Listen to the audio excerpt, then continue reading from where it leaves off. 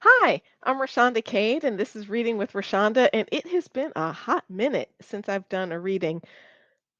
There have been reasons, and I'm not even going to get into all of that. Just know it's been a long time, but I'm back. So today we are starting Iola Leroy or Shadows Uplifted by Frances E.W. Harper. That's Frances Ellen Watkins Harper. And like many of the things, I have read this before and I don't remember a darn thing about it. So I'm excited for us to get into it. Ordinarily, I would tell you a little something about the author, but what I'm going to do today is to read the introduction to the book. Typically, the introductions are by somebody whose work is copyright protected, but the person who wrote this introduction is William Still. He was an abolitionist, he was a black man, and he died in 1902, I think, and he is worthy of us to undertake as well. But I thought it would be fun for us to read the introduction that was written at the time the book was published, and it tells us a little bit about Frances Ellen Watkins Harper. So I am going to read the introduction by William Still. I confess when I first learned that Mrs. Harper was about to write a story on some features of the Anglo African race. So I'm going to stop right there. Anglo African race. So that is white and black. A term miscegenation is or was used about race mixing. So that lets us know already what some of this story will be about. I confess when I first learned that Mrs. Harper was about to write a story on some features of the Anglo African race growing out of what was once popularly known as the peculiar institution, and the peculiar institution is, of course, slavery. I had my doubts about the matter. Indeed, it was far from being easy for me to think that she was as fortunate as she might have been in selecting a subject which would afford her the best opportunity for bringing out a work of merit and lasting worth to the race, such a work as some of her personal friends have long desired to see from her graphic pen. So that lets us know that a lot of people have already followed her writing and they were looking for the next big thing in her writing. However, after hearing a good portion of the manuscript read and a general statement with regard to the object in view, I admit frankly that my partial indifference was soon swept away. At least I was willing to wait for further developments. Being very desirous that one of the race, so long distinguished in the cause of freedom for her intellectual worth as Mrs. Harper has had the honor of being. Okay, so we're getting into a little bit about Frances Ellen Watkins Harper. She is distinguished and she has long worked for the cause of freedom, and we know about her intellectual worth. I'm not going to interrupt every 2 seconds, but like I'm excited that we're getting to know a little bit about Harper. Um, let's see. Being very desirous that one of the race, so long distinguished in the cause of freedom for her intellectual worth as Mrs. Harper has had the honor of being, should not at this late date in life make a blunder which might detract from her own good name. I naturally propose to await developments before deciding too quickly in favor of giving encouragement to her contemplated effort. So this lets us know this work was written later in her career and that she has had a long, vibrant, productive career. However, I was perfectly aware of the fact that she had much material in her possession for a most interesting book on the subject of the condition of the colored people in the South. I know of no other woman, white or colored, anywhere who has come so intimately in contact with the colored people in the South as Mrs. Harper. Since emancipation, she has labored in every southern state in the Union, save two, Arkansas and Texas. In the colleges, schools, churches, and the cabins not excepted, she has found a vast field and open doors to teach and speak on the themes of education, temperance, and good home building, industry, morality, and the like, and never lacked for evidences of hearty appreciation and gratitude. So Harper has been hard at work. Since emancipation, she has spoken in every southern state except Arkansas and Texas. She speaks in schools, colleges, churches. She'll talk in your cabin. She talks about education and temperance. She is doing all the things. She was a well known public speaker. She was a journalist, a poet, a novelist. You gotta love Frances Ellen Watkins Harper. I'm gonna keep reading this introduction. Everywhere help was needed, and her heart being deeply absorbed in the cause, she willingly allowed her sympathies to impel her to perform most heroic services. With her, it was no uncommon occurrence in visiting cities or towns to speak at two, three, or four meetings a day, sometimes to promiscuous audiences composed of everybody who would care to come. And that's not saying she was doing anything promiscuous, just everybody showed up. Didn't matter what kind of people, so you had all sorts of audiences with all sorts of people. I don't really love where my camera is positioned, and there's really nothing I can do about it right now, so we're just gonna keep going. But the kind of meetings she took greatest interest in were meetings called exclusively for women. In this attitude, she could pour out her sympathies to them as she could not do before a mixed audience. And indeed, she felt their needs were far more pressing than any other class. So now we know that Harper had a special heart for working with women, speaking to women, and seeing that women got treated justly. And now I am prepared to most fully endorse her story. I doubt whether she could, if she had tried ever so much, have hit upon a subject so well adapted to reach a large number of her friends and the public with both entertaining and instructive matter as successfully as she has done in this volume. The grand and ennobling sentiments which have characterized all her utterances in laboring for the elevation of the oppressed will not be found missing in this book. The previous books from her pen, which have been so very widely circulated and admired, North and South, Forest Leaves, Miscellaneous Poems, Moses, A Story of the Nile, Poems, and Sketches of Southern Life, 5 in number, these I predict will be by far eclipsed by this last effort, which will, in all probability, be the crowning effort of her long and valuable services in the cause of humanity. That is quite a statement. So, still lists out many of the things that Harper had written and said that this novel, Iola Leroy, is going to far eclipse all of those other things. I will continue reading. While, as indicated, Miss Harper has done a has done a large amount of work in the South, she has at the same time done much active service in the temperance cause in the North, as thousands of this class can testify. The temperance cause was banning alcohol. Before the war, she was engaged as a speaker by anti slavery associations. Since then, by appointment of the Women's Christian Temperance Union, she has held the office of Superintendent of Colored Work for years. She has also held the office of one of the directors of the Women's Congress of the United States. Under the auspices of these influential, earnest, and intelligent associations, she has been seen often on their platforms with the leading lady orators of the nation. Hence, being widely known not only amongst her own race, but likewise by the reformers, laboring for the salvation of the intemperate and others equally unfortunate, there is little room to doubt that the book will be in great demand and will meet with warm congratulations from a goodly number outside of the author's social connections. So now still is saying not just people who are her friends are going to read this, everybody's going to read this. Doubtless the thousands of colored Sunday schools in the South and casting about for an interesting moral storybook full of practical lessons will not be content to be without Iola Leroy or Shadows Uplifted, written by William Still. All right. So now we're to chapter 1. I'm just kind of flipping through to see how long it is. I think we're going to read all of chapter 1 and then call it a day. Ooh, it's Roman numerals too. Get to work out my Roman numeral knowing as we get further in the book to make sure I can still still read them. All right.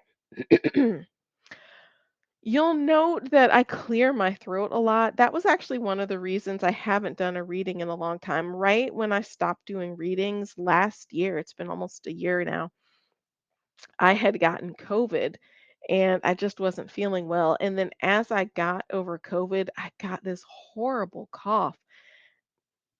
And even now, I still have some coughing and like feel like I really need to clear my throat a lot. And for a while, I wasn't doing readings because I was like, that's so distracting. And then I don't know, here recently, I was like, you know what? That's my life. And It's better, like, it keeps getting better. So I'm not doomed to coughing forever. My doctor said there may be some other causes that are keeping me with the throat clearing, and she said that it literally can last this long trying to get over a COVID cough. So, it's my life. I go through every day with kinda clearing my throat and coughing, and so that's what we're gonna do here. It's not gonna be great for the sound quality, but we're not in this for the sound quality, are we? We're in it for the great literature and maybe some of my outlandish commentary. All right, chapter 1 of Iola Leroy. Mystery of Market Speech and Prayer Meeting. Good morning, Bob. How's butter this morning? Fresh. Just as fresh can be. Oh, glory, said the questioner, whom we shall call Thomas Anderson, although he was known among his acquaintances as Master Anderson's Tom. His informant regarding the condition of the market was Robert Johnson, who had been separated from his mother in his childhood and reared by his mistress as a favorite slave. She had fondled him as a pet animal and even taught him to read. Notwithstanding their relation as mistress and slave, they had strong personal likings for each other. Tom Anderson was the servant of a wealthy planter who lived in the city of C, North Carolina. This Charlotte probably, but it's like not listed. It's just listed by the letter C. This planter was quite advanced in life, but in his earlier days he had spent much of his time in talking politics in his state and national capitals in winter, and in visiting pleasure resorts and watering places in summer. His plantations were left to the care of overseers who, in their turn, employed Negro drivers to aid them in the work of cultivation and discipline. But as the infirmities of age were pressing upon him, he had withdrawn from active life and given the management of his affairs into the hands of his sons. As Robert Johnson and Thomas Anderson passed homeward from the market, having bought provisions for their respective homes, they seemed to be very light-hearted and careless, chatting and joking with each other. But every now and then, after looking furtively around, one would drop into the ears of the other some news of the battle then raging between North and South, which, like two great millstones, were grinding slavery to powder. As they passed along, they were met by another servant who said in hurried tones, but with a glad accent in his voice, "Did you see the fish in the market this morning? Oh, but they were splendid, just as fresh can be." "That's the ticket," said Robert. A broad smile overspread his face. "I'll see you later." "Good morning, boys," said another servant on his way to market. "How eggs this morning?" First rate," said Tom Anderson. "Bob's got it down fine." So just to stop here, so Tom Anderson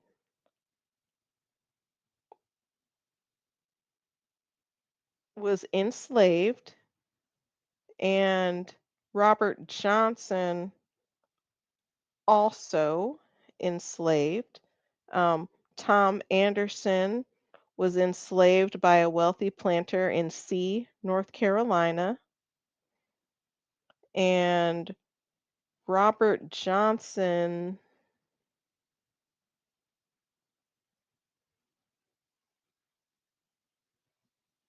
I don't see who he was enslaved by. I just want to make sure we know who we're talking about as we read. I'm intrigued by, I really feel like fresh, just as fresh can be, is code for something. We're gonna find out. Sorry for like the stop, but like I had to pause. Like, who are these people? Do I know who they are? Do I know what's going on? And I thought if I'm already a little confused in the first page and a half, like let's break it down and make sure we all know who we're talking about. So, um, Bob, also known as Robert Johnson, was enslaved, and he was the one who was raised by his mistress. And then Tom Anderson was enslaved by a wealthy planter in North Carolina who is old and ill and is leaving all of his management to his sons. All right. And then they have run into a couple of different people in the market asking about fish and eggs, and things are first rate and fresh as can be. All right. I'm caught up. Are you caught up? We're going to keep reading. All right. So, good morning, boys, said another servant on his way to market. How eggs this morning?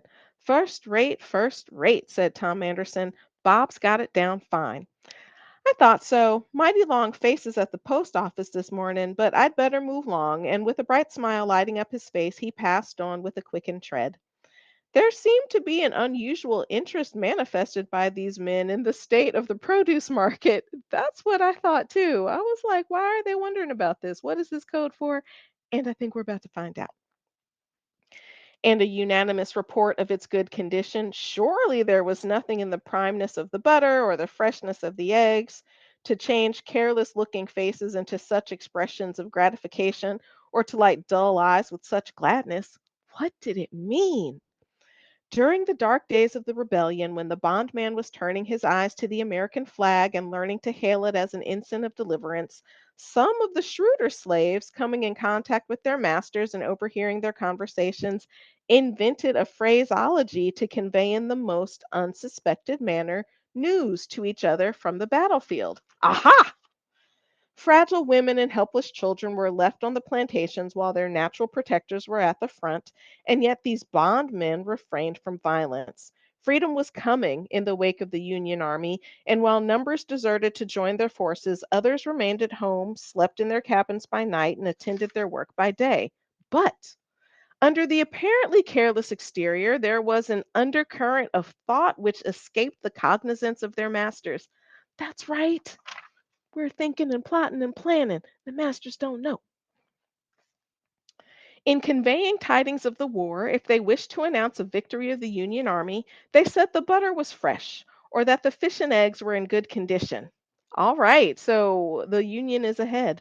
If defeat befell them, then the butter and other produce were rancid or stale.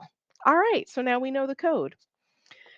Entering his home, Robert set his basket down. In one arm, he held a bundle of papers which he had obtained from the train to sell to the boarders, who were all anxious to hear from the seat of battle.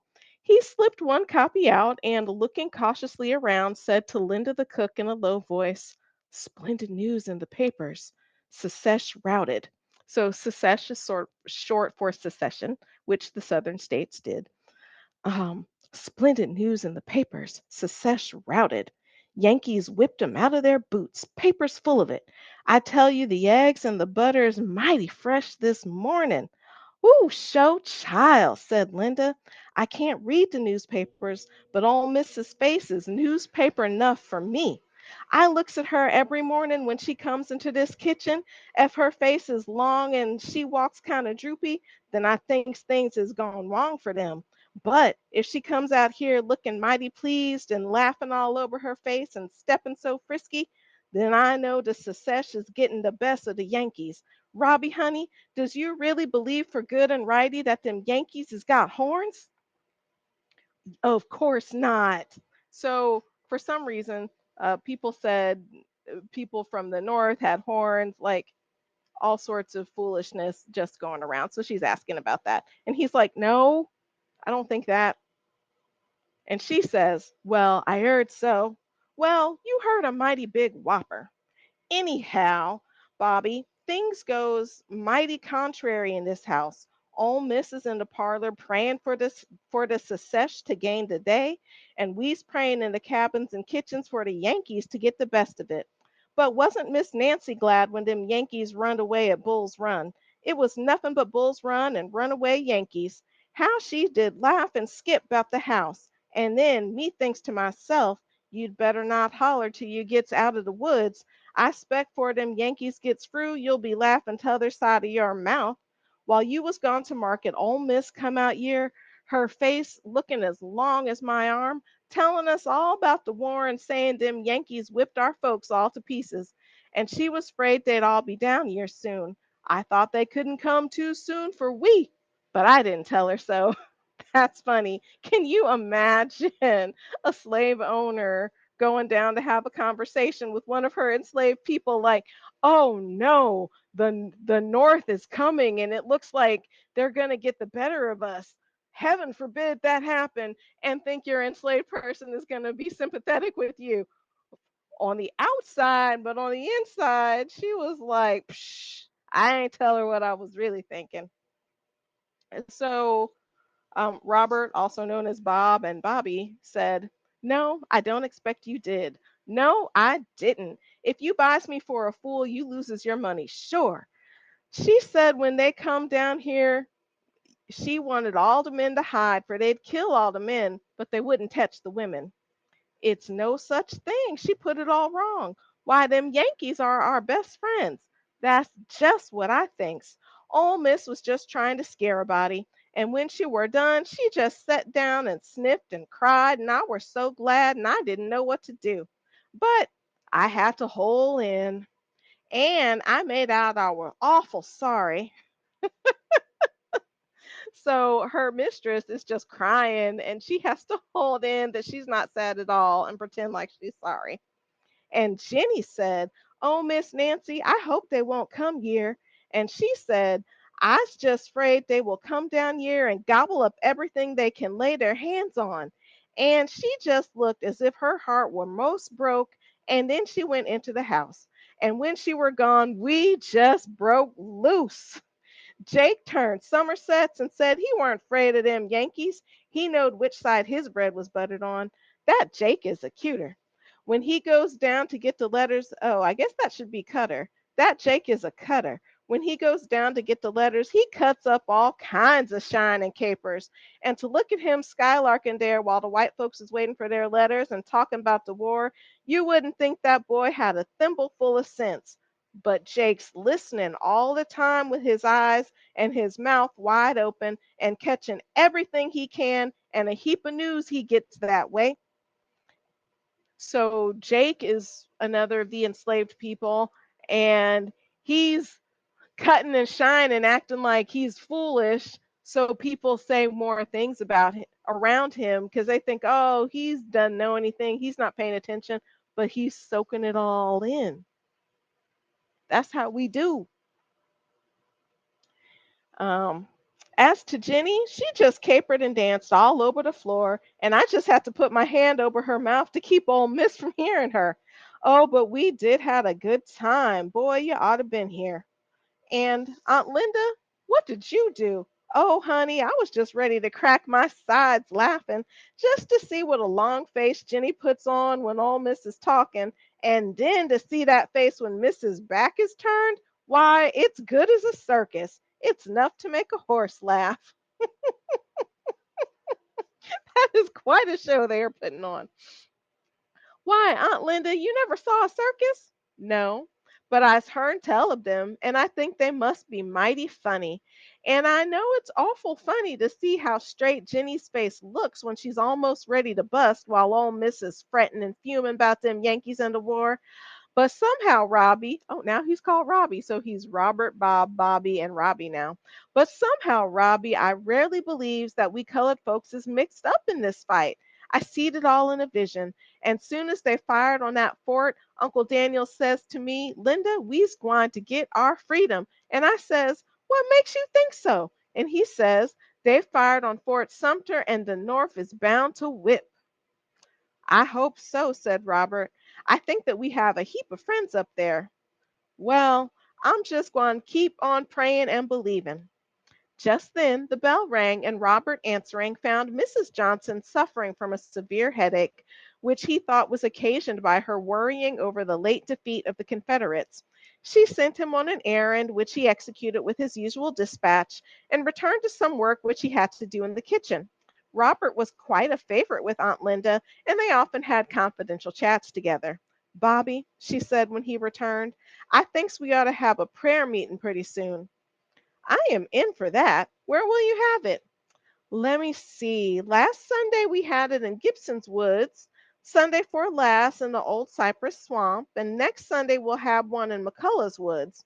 Last Sunday we had a good time. I was just chock full and running over. Aunt Millie's daughter's been moaning all summer and she just come through. We had a powerful time. Everything on that ground was just alive. I tell you, there was a shout in the camp. So she's talking about having a prayer meeting and um, somebody accepted Jesus. That's why she was talking about somebody was moaning all summer and just came through.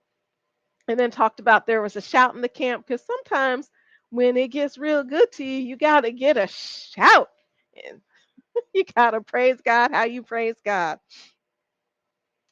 And Robert is talking now. Well, you had better look out and not shout too much and pray and sing too loud, because for you know, the patrollers will be on your track and break up your meeting in a mighty big hurry before you can say Jack Robinson.